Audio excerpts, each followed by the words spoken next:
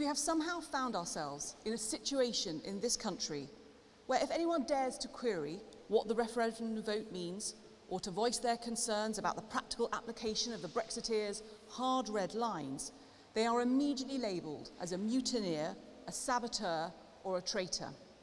Professor Minford pointed to research which he believes shows that if the UK walked away from the customs union and entered into lots of free trade agreements around the world, our economy could instead grow by about that amount. But when asked by the committee to point to any free trade agreements that have delivered that size of gain to any other country, he admitted there are no precedents. There are no precedents. So the UK is being asked to experiment at other people's whims with a new trade policy when they have no idea what the cost or impact will be for people and businesses in this country. It is a subject of complete bafflement that under the guise and under the wholly misleading language of free trade and global Britain, actually the Brexiteers now want to lead us towards the rocks of protectionism. Because be under absolutely no doubt, it doesn't matter what model the government chooses, it makes no difference. Every single one of those alternatives is a huge reduction in trade compared to the seamless, open, limitless trade we now have in our own hemisphere with our large markets.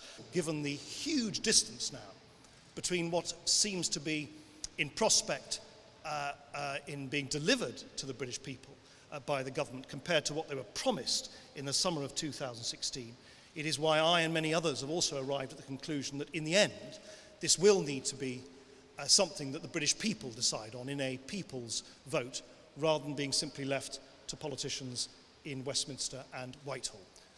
There are fundamental questions about life after Brexit that are not answered.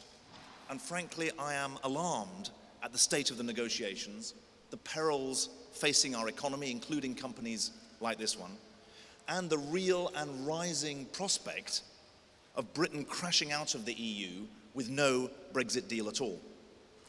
There is confusion, contradiction, and division where there needs to be cool logic. There is wishful thinking where there needs to be hard-headed realism. And there is tactical maneuvering when what is needed is strategic clarity. After the referendum, there was room for reconciliation. But 2 years on from the referendum, we have no unity at all on the basics. We have no negotiating position on customs arrangements. We have no negotiating position on regulatory standard setting. We have no negotiating position on matters like the regulatory oversight of nuclear material, which is governed by the European agency Euratom. And on the Irish border, there are actually two negotiating positions which are in direct contradiction with each other. We, the UK, are for an open border, but we're against the customs union and maintaining regulatory alignment for goods, which is the only credible way to achieve that openness.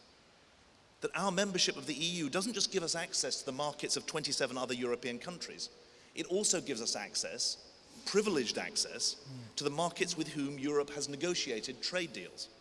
Countries like South Korea, Switzerland, and Canada. In total, 60% of our trade is either with Europe or with countries with whom the EU has negotiated trade agreements. It is not selling Britain short to recognize that even if we leave the European Union, we are stronger in close tandem with the European Union. Europe is our continent, whether or not we're in the EU. I confess, I wish we weren't leaving the EU. I think it's reasonable to say that the final deal should be put to the people.